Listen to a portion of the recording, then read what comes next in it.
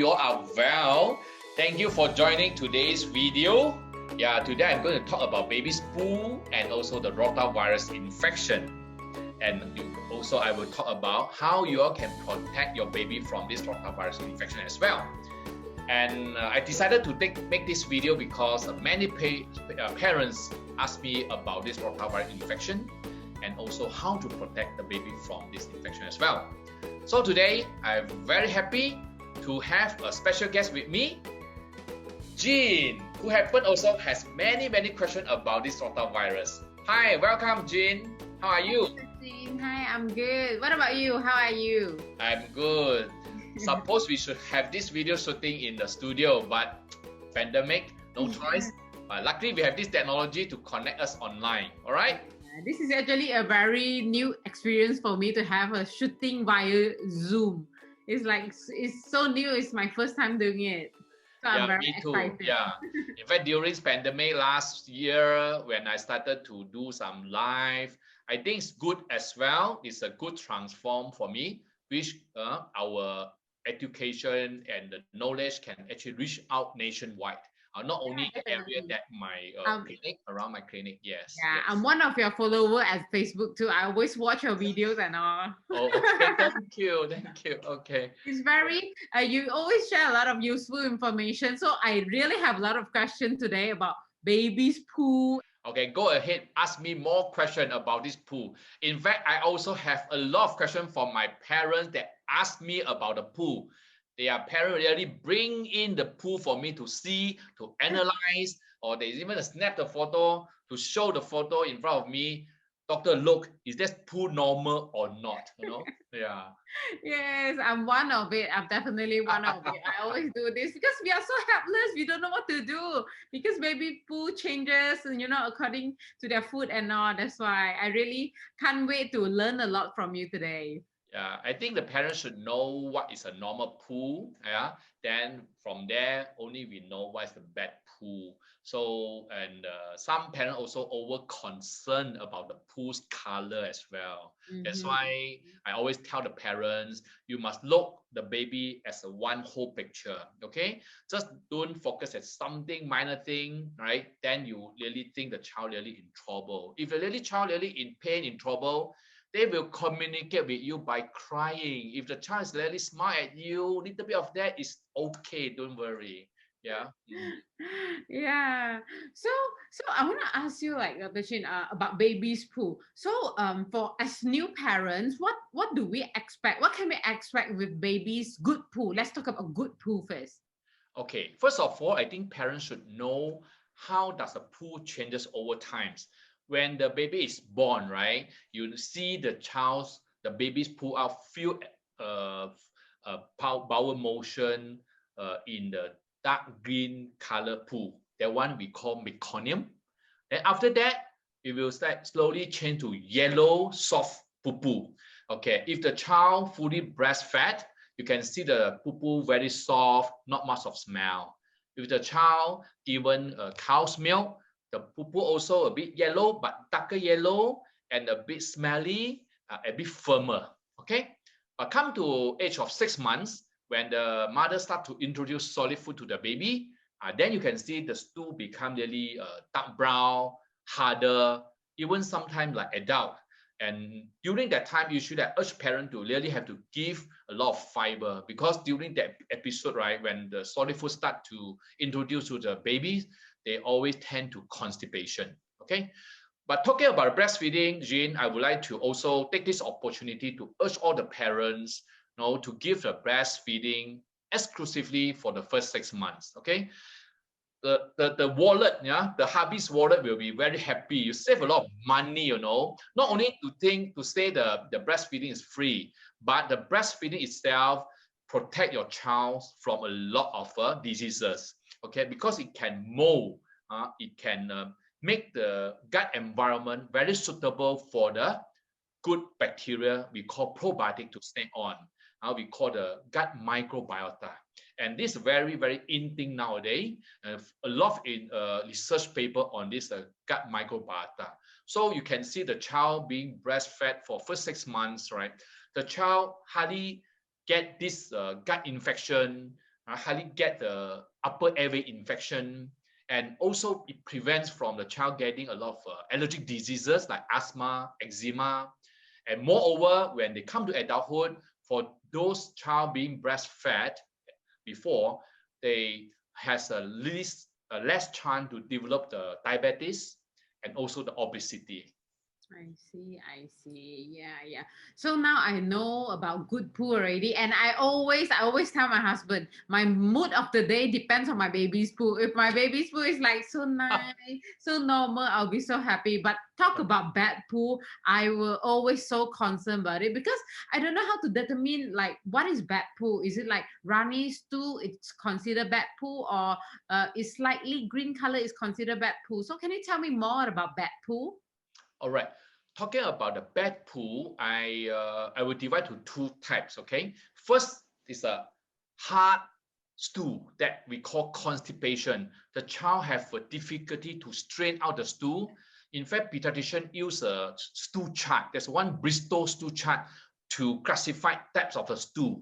From the chart, right, type 1, type 2 is considered very hard, constipated stool. Now the child sure will cry, which is not acceptable at all. Okay, we usually aim for the type 3 and type 4 from the Bristol chart. Okay, then it's about constipation. But today we are going to focus on the another bad poo, which is diarrhea. Okay, so talking about diarrhea, sometimes parents very concerned about the child's soft stool. Those who are on fully breastfeeding, right? The stool is naturally very soft. So some parents very concerned. Is that diarrhea, doctor? So usually I tell them, look, when you define the child suffer from diarrhea, you look for two things. One is in terms of frequency, okay? Because breastfed baby, usually they pass out a lot of motion one day. So out of sudden, your baby pass out the stool more frequent than usual, number one. Number two, more watery, okay? This considered diarrhea. On top of that, some baby suffer from diarrhea, also pass out the stool very smelly because very acidic, very smelly, and make the anus around the skin very red, in fact, excoriated. And fourth, the stool also sometimes feel full with the mucus, like a sticky thing like gum, even with some blood stain. Then some baby also even cry before poo-poo. So this is considered very bad diarrhea. So in short, in terms of frequency, in terms of watery in the stool, that increase as compared with the normal pattern is considered diarrhea. I see. Thank you for clearing my doubts on this bad poo. I need to Google baby diarrhea. Then came out a lot of pictures about baby poo that I need to compare with my baby's poo. See like, okay, if it is considered good poo or bad poo. So now I know. So, and also I heard a lot about like bad diarrhea and bad poo in young children. Often it's like it's how to say it's because of this rotavirus. So can you tell me more about this rotavirus, because we are so clueless, we don't know what is that. Yeah, okay, about that. Just you mentioned about the green color stool, am I right? Yeah. This one also very important. In fact, the green stool, right? Because of the high content of iron inside the cow's milk. Okay, so some baby might suddenly pass out a lot of greenish stool, especially among the Chinese community. They thought the baby got frightened, okay, and it passed out a lot of green stool because it's the same color as the bowel. You know, the bowel in Chinese they describe as a kind of a courage liquid. So when the child come out with the stool green in color, they thought the baby actually leaking out a lot of courage liquid, the courage liquid, that originate from the bowel. So it's not related at all. So I will take this opportunity also to clarify among this myth, because otherwise when they see the babies pass out the green stool, the parents tend to give some traditional medicine whatsoever that actually like calm the babies down. Okay, so green stool no problem, because that's why I heard you mention about you're so tense, your emotion also will be get frightened when they see the child greenish stool. Yeah, exactly. So come back to the diarrhea, the bad poo-poo. Yes, diarrhea usually caused by all the viruses that infect the gut, especially the rotavirus. Mhm. Yeah, it can cause a very, very severe diarrhea among the children. I see. So what exactly is rotavirus? Okay, talking about this very nasty virus, it only infect the gut, okay? And it was found way back 1973 by the scientists, yeah, because the shape look like a round whale shape, so they describe it as a rota. In the Latin word is a whale shape. So in the microscope, it really look like a whale. And it always infect the children below 5 years old. And you straight go to the gut, will get the gut get infected. It will make the child really fall sick. And you know, this rotavirus very, very contagious. Okay, it transmitted through the fecal oral. What do I mean fecal oral route? Yeah, it means the virus get into your children's mouth where the infected stool from the person that stick on the fingers or maybe on the child's toys. So where thereby you cannot see the virus. So when these toys or the fingers with this stool that from the patient that the child will take in to the mouth, they will get infected. Another way will be the virus that live on the surfaces, on the doorknob, on the toys. So if the child take in these toys to their mouth, they will get infected.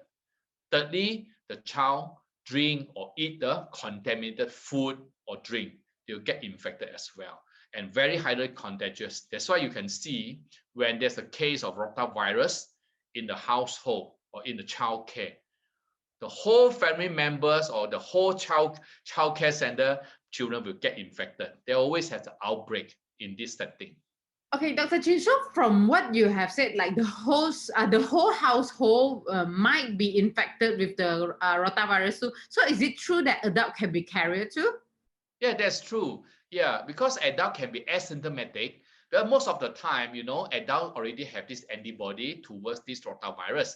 So when the rotavirus attack their body, they won't produce any symptom at all. But the adult can become a carrier, the silent carrier. So that's very dangerous. I see. Okay. So what are the symptoms if the children are infected with rotavirus? Like how would they react?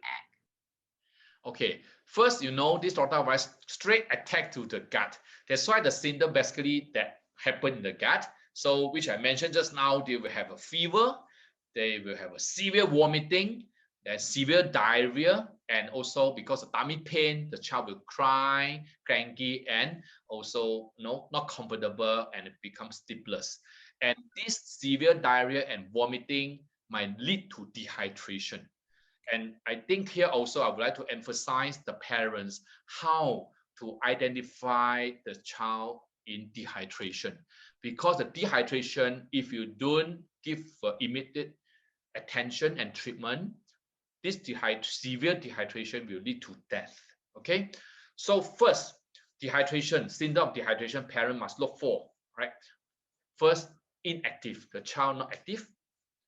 Number two, very dry, the mouth very dry. Number three, poor urine output. So you can see the child pass less urine. So the parent, you can see that relatively you change the diapers less frequent. This kind of early sign of a dehydration. If you ignore it, further dehydration will be the child have a shrunken eyeball, shrunken soft area we call antenna fundinale. Usually antenna fundinale very soft and is flat. It gets shrunken. Must be careful. And also the skin, we call skin curdle. So skin turgle. Okay, when you pinch the baby skin, it should be go back to normal. Yeah, it will be very shine and fine. But when there's a bad dehydration, you can see when you pinch the baby skin, they become wrinkle. They lose the elasticity. So that one also bad sign of a dehydration. But I won't ask parents to wait until that late stage. Whenever your child suffers from vomit and diarrhea, look for these 3 signs, what we call early sign of dehydration: dry mouth, not active, you change the diaper less than usual frequency, then the child is in dehydration. Usually, if the vomiting is not so severe, we will give the oral dehydration salt, ORS, to manage at home. But you see, rotavirus is very nasty. It can cause severe vomiting. There's no way sometimes you can manage a child at home by just giving oral salt. So no choice. Usually the child down with rotavirus infection, they must get admitted to hospital to get the drip. So you can see when the child down with rotavirus infection, not only the child get admitted, the parents also, the caregiver must take off from their working day to accompany a child to get admitted. So in other words, indirectly it will cause the economy loss, because working parents, you have to no choice, have to accompany a child to get admission. Definitely, definitely. Okay, Yeah. I'll take note on all these danger signs of dehydration and baby diarrhea. It sounds so scary. Oh my God. So how can we prevent this? Like, is there any prevention? Yes, of course. I think parents must know there are some infectious diseases that with the life-threatening to your child, right? For example, you have a polio, pneumococcal, like this rotavirus. Their scientists will come up with the vaccine to prevent it. But before I'm talking about the vaccine, general rules I should urge the parents to take note. First, which I mentioned just now, breastfeeding. Give your breast milk the best gift to your babies after birth, exclusively for the first 6 months. In fact, it saves life, okay? It prevents the child to get a lot of infection, including this rotavirus, number 1. Number 2, I think all adults, we all know, okay? General hygiene, okay? Frequently wash your child's hand, your adult's hand before you handle their bottles, okay? Frequently disinfect all their toys, the surfaces, okay? Don't share the utensils or whatever toys among the children. Third, one of the family members down with whatever fever, vomit, or diarrhea, okay, presume the adult is infected with something. So isolate the adult and don't let the children go near to the patient, okay? The last will be the vaccination. In fact, rotavirus vaccination already out in this medical practice. We always urge the parents to get it as early as possible. And you know that, Jean, this vaccine, rotavirus vaccine, can be given as early as 6 weeks. So I hope the parents don't miss this chance. So once your baby is born, try to talk to your pediatrician at the first visit to their clinic. So I hope the parents take note about that. Definitely, definitely. I need to share to all my friends that are currently pregnant too, so that they won't miss this chance. Okay, so one last question, Dr. Jin. I heard that we can get tax relief for vaccination this year. Is it true? Yeah, you know that, right? Yes, that's true. Yes, I think parents should take this advantage of this tax relief provided by our government for the additional recommended vaccine, like such as rotavirus, which is up to 1,000 per person that you can claim. I see. All right. Okay. Thank you, Dr. Chin. I really learned a lot today. I know about baby good poo, baby bad poo, and also baby diarrhea and rotavirus vaccination today. So from now on, I will be very confident looking at my baby's poo. How I know how to differentiate between good poo and bad poo. Thank you so much, Dr. Chin. Hi, you're welcome, Jean. So I hope all the parents out there also learn a lot about this rotavirus infection, and how to prevent it. Of course, to find out more, please approach your pediatrician as early as possible once a baby is born. And for further information about this rotavirus, in fact, parents can log on and visit this immunize2protect.ifl.my/rotavirus. Okay? And also don't forget, please share and like today's video to all your parents, all your friends, all relatives, in the parents group, in your WhatsApp group, and whatsoever. Okay. And thank you so much, Jean. You have a good day and stay safe and healthy. You too, Dr. Jean. Bye. Bye.